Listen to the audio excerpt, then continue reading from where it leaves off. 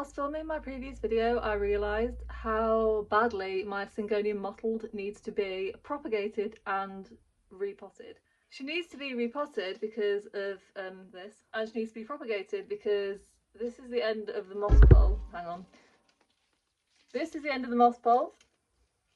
This is the end of the plant. So we've got a good 30 centimetres of extra plant. I don't really have any of the right stuff to repot with because I've not bought any. I want to repot now in very suboptimal conditions because if I don't do it now, I won't do it maybe ever. So I'm going to make something, probably can't call it potting mix. I'm going to make a substrate for my Syngonium using what I've got. I don't want to say you may have these products because it'd be a bit weird if you did. So I've got a manky old pot from, I found it outside, so I'm guessing. So this year we made raised beds for our garden and we took all the plants that were in pots and popped them all in one big bed, 2 big beds.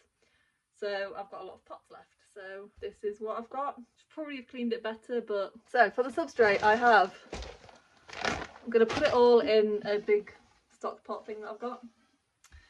I got this from my mum for Christmas years ago and I asked for it and I went into the shop and I was like, I want that one because I had visions of making massive batches of chilli, and I do make massive batches of chilli every week. However, this is still too big for that, so I use it for soil. So I've got some orchid bark. In terms of quantities, I've got some stuff here that I'm going to use. I have no idea whether I'm going to make not enough or too much. The pot is this big. People say don't put plants in too big of a pot, and they are correct because it's a very easy way to overwater them because the soil doesn't dry out quick enough. And she is going from this big of a pot to this big of a pot. This is far too big. However, I don't repot enough, so nothing of what I'm doing is correct. So don't copy it. However, I never water my plants, so overwatering, it's not something that enters my head ever. Plus, what I'm going to do is I'm going to repot her and then I'm going to put her in great light, possibly outside, so she'll dry out quickly anyway. So, got some old orchid bark, very old. It says orchid potting mix, but it is just orchid bark. That has absolutely seen better days.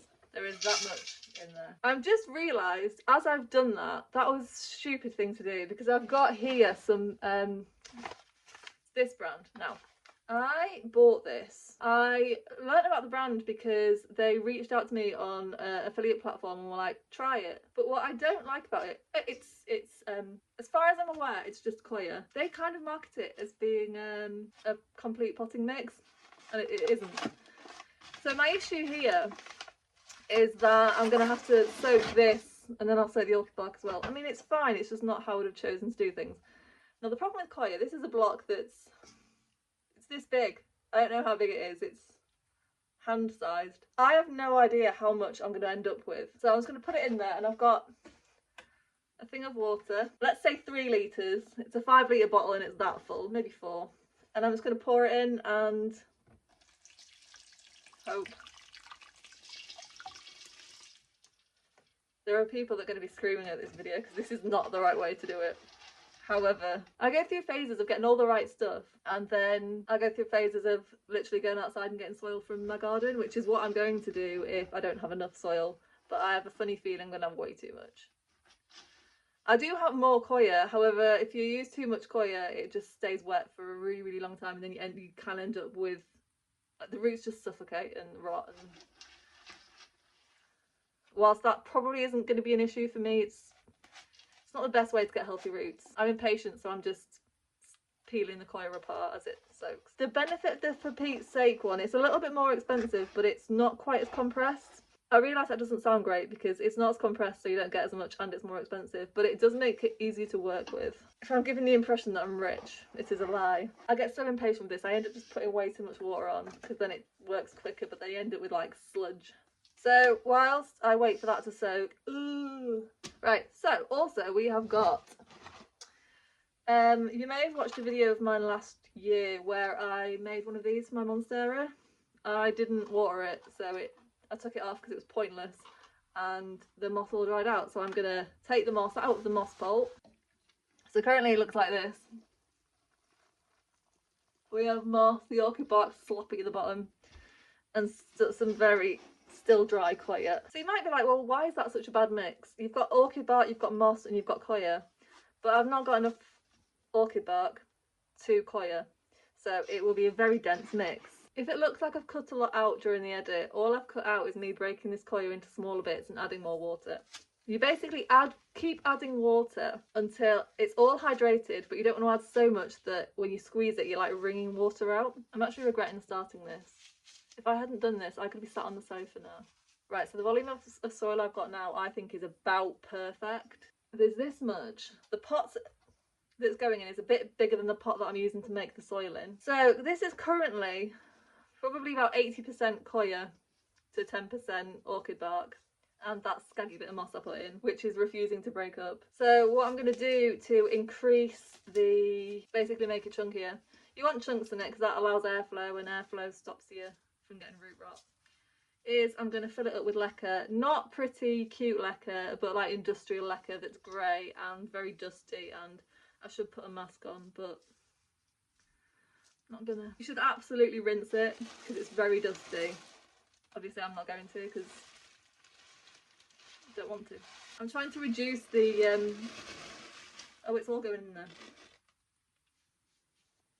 I'm trying to reduce the fumes by sort of covering it with the bag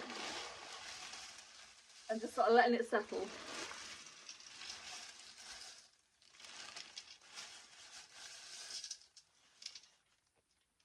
In the bag was another smaller bag.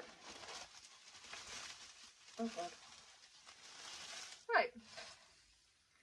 The pot is now full of scaggy old leca. Right. I think in terms of ratio, I'm not bragging. I mean, I've done nothing. This was all chance. It's actually looking alright. So leca is basically just like big perlite. It creates airflow because it's irregularly shaped, and I don't know where all this is coming from. Oh, that's orchid bark. So yeah, leca absorbs water, but it sucks it out of the coir, so it dries the coir out whilst also, you know, you still got the same amount of water in there. If I'm very lucky, this pan is now full. Well, it's not full, but you know, 7/8 full. What I'm hoping is that there is the perfect amount of soil so that there's enough, but not too much, because if there isn't too much, I haven't got any more ingredients and I can't repot anything else. Sad, sad, sad. First thing I need to do is propagate. I didn't want to propagate, I wanted a bigger moss pole because these leaves are starting to mature. He's got ears now, as opposed to just being the sort of arrowhead shape. And I don't know if he'll revert back to the juvenile form when I cut it, but also it needs to be done. And he seems to grow quickly, although he does not like any change. I'd pretend that's why I've not propagated him or repotted him, but that would be a lie. Right, what I'm going to do is take a couple of cuttings. This is a massive pot, far too big for him. But if you watch my other video, you'll know that he's had pups. I don't know why, it's not something they usually do that I'm aware of. So I'm going to cut a few different cuttings. This is 1, 2 leaves. I like 2-leaf cutting. I really don't know why, but they just seem to grow best for me. So I could have just done this one because there's a node. This is the node that I'm going to root, and there's also this one here. Also, if you watched last week's video, I said that I was just going to chop the roots off, and I feel like I should do that because it's absolutely fine. Chopping roots off apparently stimulates root growth. I've always done it. I think it does less damage a clean cut than like trying to unravel it. However, because this is going to such a big pot and it has so many roots outside the pot, I do think it's worth unravelling it. We'll just see how it goes.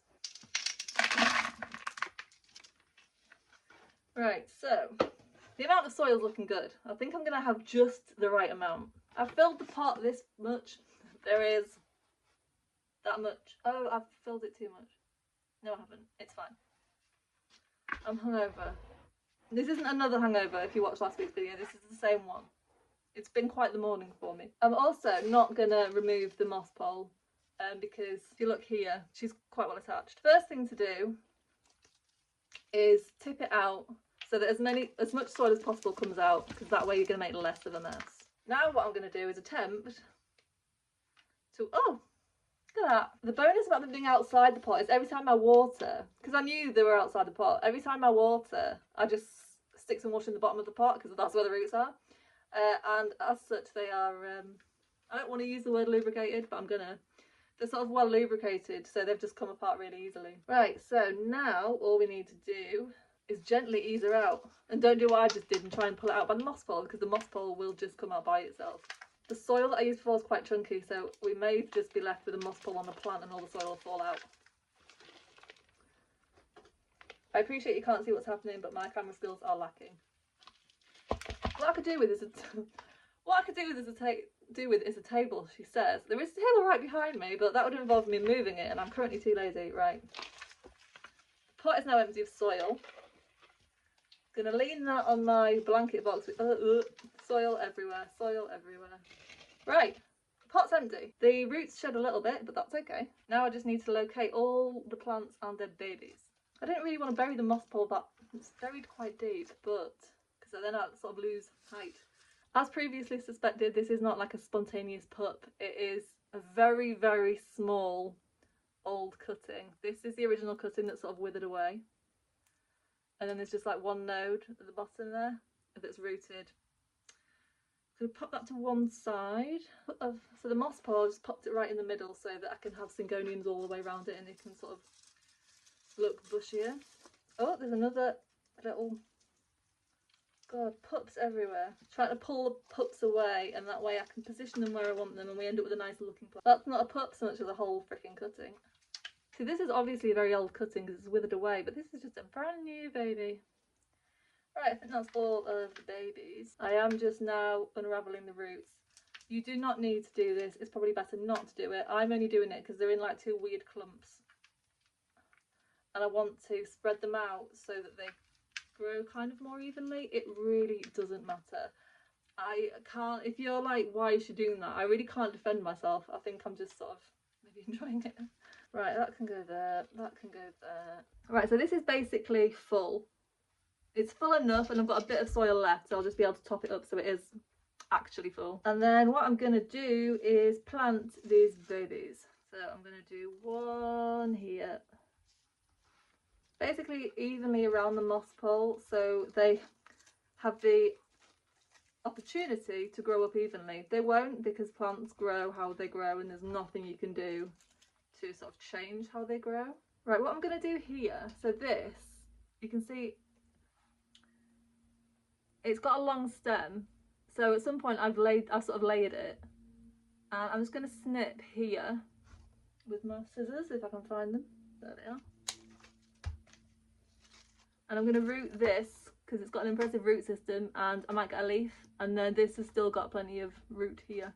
Right, I'm just going to leave it like that, and you might be like, that's ridiculous, look how bare that stem is. And you are right, however, these will grow up and cover it. Right, I'm not bragging, but this is empty and this is full, but not like obnoxiously full. So this is what she looks like now. How cool are those leaves? I really hope they don't revert to being the juvenile form, but you know, she'll grow again. I'm fully expecting to lose some of these leaves, if not all of them. Oh, but look how pretty they are. It's just, it happens. It's when the plants root, they sort of put all their energy into rooting, which I totally understand. They need the root to live. They don't need the leaves to live. Not at that stage anyway. So that's probably what will happen. It was part of the reason, I'm going to say it was part of the reason I didn't chop and prop before that, but yeah, that's probably a lie. I'm just wondering now, so she is still at the top of the moss bowl, that's where I cut her. I really should take another cutting, shouldn't I? I don't like taking too big of a cutting because if you lose it, you've just lost so much. Right, so one more. And also the new cuttings always produce almost all green leaves, so basically I'm pretty sure I'm just going to have to keep repeating this process or get a bigger moss bowl. You can get things to join onto the Critique moss bowl so you can extend them, but I've not found them and they're always seem to be sold out online. I'm just going to put one around the edge there because there's no space. I've just popped him right near the edge because there's no space. Right, so now I will leave him down here. Will I leave him down here? I've got thrips down here. So this is our final product. Excuse my blankets piled there. Don't be surprised if your plant looks a little bit scabby just after you've repotted. It's quite normal. They need time to like settle in. So yeah, I hope you enjoyed this video. I didn't mean for it to be so chaotic, but I just kind of wanted to show that you don't need the perfect stuff. And I won't lie, I'm really happy with how it turned out volume wise, and even like I'm not unhappy about the makeup of the potting mix. It's absolutely fine. The only thing is it will have absolutely no nutrition in it, so I will probably need to feed it, but I'm too lazy to fertilise, so what I might do is just get some worm castings and put those on top, and that will give it plenty of food for the summer. Don't worry about fertilising new plants. A lot of people say don't fertilise cuttings, but I've propagated plants in fertiliser water and it works really, really well. So, right, why do I think it's less effort to go and buy worm castings than it is to just make up some fertiliser? Right, anyway, I am going to let you go now because it's currently I'm looking at a 40-minute video. I'm going to cut it down to way less than that. So yeah, thank you for watching and I'll see you next time. Bye.